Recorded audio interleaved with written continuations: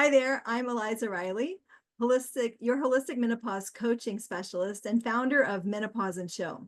And welcome to this week's episode of Weekly Wellness, where we get real about hormone shifts, healing, and the things that no one told us about midlife.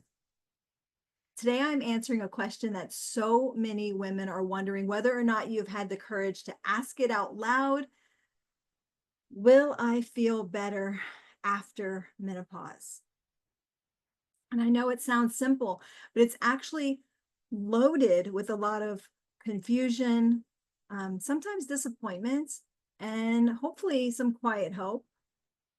So let's talk about what really happens, what can get better, what may not get better, and what you can actually do about it right now. So today we're going to cover what post-menopause actually means, why some women will feel better and others won't, the 3 S's that I recommend for midlife wellness, and how to stop waiting for your body to fix itself and so that you can start feeling better now. So first off, let's start with the myth. Technically, and you guys may not know this, but some of you may, technically menopause is just one day. Truly, it's just one day. It's the anniversary, the culmination, after 365 days of having no bleed, it's that one day. It's the next day. Like that's it. It's that one day. And the day after that, you are technically post-menopausal, like after menopause, after that one day. And you actually stay post-menopausal for the rest of your life. Like there's no post, like that's it. Like you're post-menopausal for the rest of your life. And there's no finish line. There's no like reset button. It's just your body continuing to communicate with you. And here's the thing. Some women actually do feel better after menopause because, no more cycles, no more hormonal swings. They have better moods. They have less PMS, no more pregnancy scares. Like you don't even have to worry about getting pregnant anymore. But for many others, it doesn't magically improve. And to be honest, most of the women that I work with who are already postmenopausal, they're still struggling with the symptoms of menopause. And so that's what this conversation is about. So first, let's get into the 3 S's, salt, structure, and sun. Salt. So let's talk about your adrenal glands. Your adrenal glands, and I know if you've been watching me for a while, a few weeks ago, I did a whole episode of Weekly Wellness about the importance of the adrenal glands because they are so important. They are so important for whether or not you're making hormones well, or whether or not your body is utilizing the hormones that you make or take in well. So they're very important. If you want to go deeper into the adrenal glands, go watch that video. But right now, I just wanted to share with you guys quickly, your adrenals are responsible for producing stress hormones like cortisol. They also help to regulate blood pressure, blood sugar, and inflammation. And that's already like this huge full-time job, right? Like that's a lot for these tiny little, because they're not very big, these little nodes. But as you enter perimenopause, your ovaries slowly, it's not like an overnight thing, but they slowly retire. And your adrenals are handed a new role of hormone production. So for a moment, imagine that your body is like a corporation, and your most overworked employee, your adrenals, just got handed an entire another department after like a huge round of layoffs, right? So your adrenals now have to take on this other job when they're probably already struggling to do the job that they are there to do. So, so that's your adrenals. For years, coming back to salt, for years, we have been told that we need to follow a low salt diet. If you guys have been told that, or if you think that that is the right thing for you, I'd love to like see you guys let me know in the chat, because it's so common. I mean, I talk to women every day who are like, oh yeah, I don't eat salt, or I eat very little salt, and they're all struggling with adrenal issues because salt is critical for adrenal function. And please know, I'm not talking about table salt. That stuff, chunk it in the garbage. You shouldn't be you shouldn't be eating that at all. I'm talking about unrefined, mineral-rich salts, of course, in moderation, but without enough of it, your adrenals cannot do their job. I apologize. There's a mosquito flying on my face. So, and I really should smack it, but I don't want to smack it on me. Not right now anyway. Okay, so I'm sorry. What was I saying?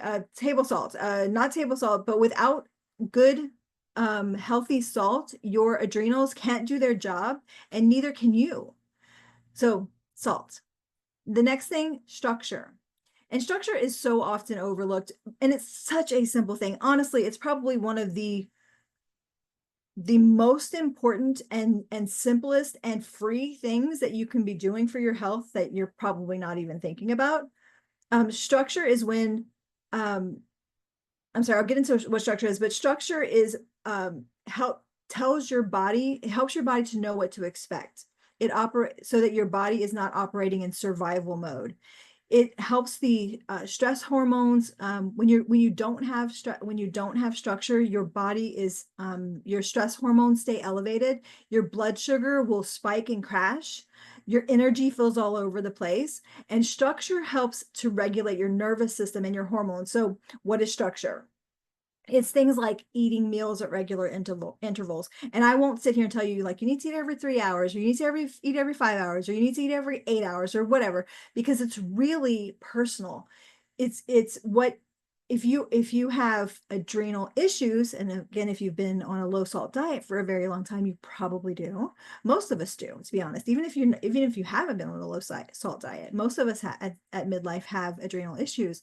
So one of the best things that you can do for your adrenals is to actually eat eat smaller, more frequent meals.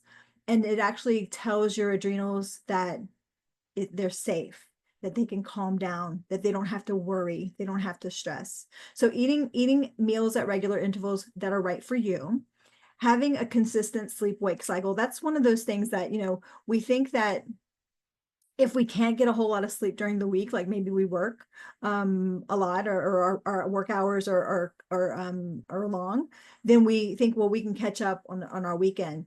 And that's a stressor on your body. You really should be trying to get wake up and go to sleep at the same time every night. And the cool thing about structure, about doing this, so if you find the routine, find structure that works for your body day in and day out. And if you stick to it for a while, like it may take weeks or months before your body gets out of fight or flight, out of stress response, and into like rest and digest, and into healing.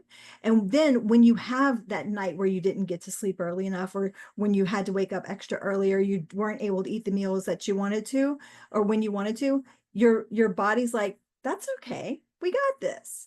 But when you're consistently irregular and staying in that high stress zone, your body is constantly like, oh my gosh, oh my gosh, oh my gosh, oh my gosh, like it can't settle into anything. And so it's so important to give your body rhythm, not chaos. And this is actually why I recommend to everyone I work with to begin with gentle symptom tracking, just noticing things like what you eat, when you sleep, when you wake, because that's a huge communication signal, and how you feel. So, and no pressure, no judgment, just observation. And it's so important, like not just to write things down, because of course you want to write them down. You can't go back and look it over if you haven't written it down, but you write it down so that you can go back and look for, and of course the word just flew away from me, but you look for you track I can't think of the word.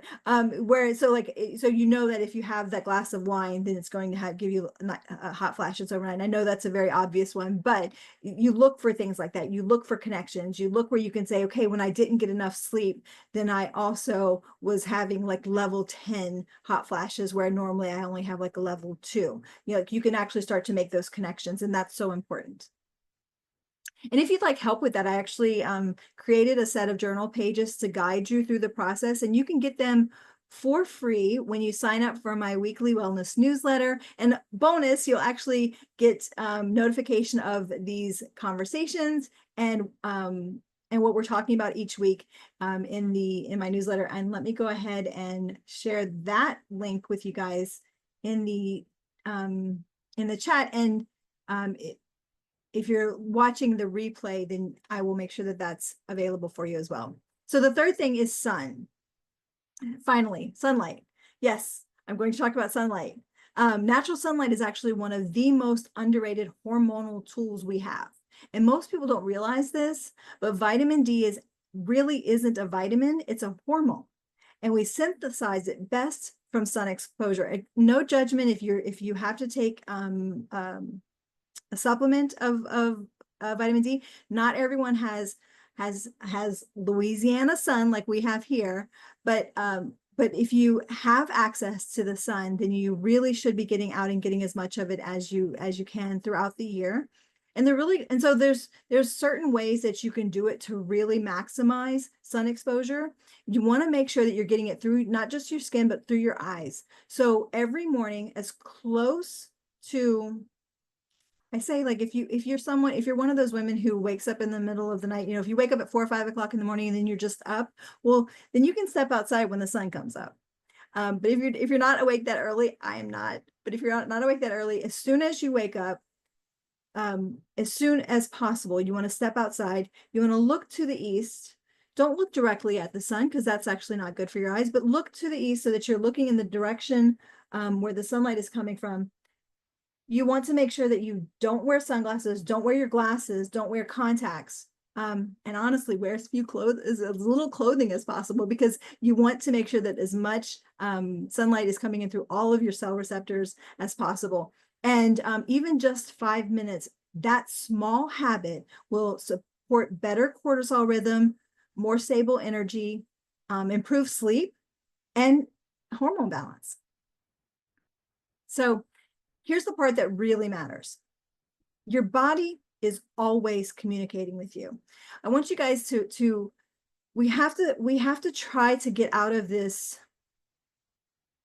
mindset of symptom means like war, every symptom is like an act of war against us, right? Symptoms are not failures. They are messages from our body. And you do not have to keep translating them alone. That's where I come in. That's what I do. And I do offer free strategy sessions for women who are ready to stop spinning in confusion and really get clear on what their body is saying to them. If you would like to have to book one of these strategy sessions, I will put the link in the chat, or it will be there for you if you're watching the recording. Just know that I only have room for a few spots each week. So if they're gone, you can message me and I'll put you on the waiting list for the following week, and I'll get those out to you right away. But if you are able to grab a spot, or if you are ready for a spot, grab one now. Don't wait too long. And let me go ahead and put that link in there as well for you guys. There we go. And so let me just leave you guys with this. It's not too late. Sure, it would have been amazing if we had thought to start doing this work that we're doing now in our 30s, because it would have made this transition so much easier. But most of us were simply not given the tools to understand the importance of even these simple things: sunlight, salts, and structure. But what matters is we can, because we can't go back and fix that and change that. But what matters is what you do now. And you don't have to wait another year. You definitely don't need to wait another 10 years. You don't have to suffer for another day. The sooner that you start supporting your body, the sooner you are going to start feeling like yourself again. Thank you guys so much for joining me. Thank you so much for your patience with figuring out the speaker. I swear I'm going to get used to that, to having the speaker that I actually have to turn on every time I use Zoom. But I apologize for that once again. Thank you guys again for joining me for this week's Weekly Wellness. I'm Eliza Riley, and I will see you next time. Bye, everyone.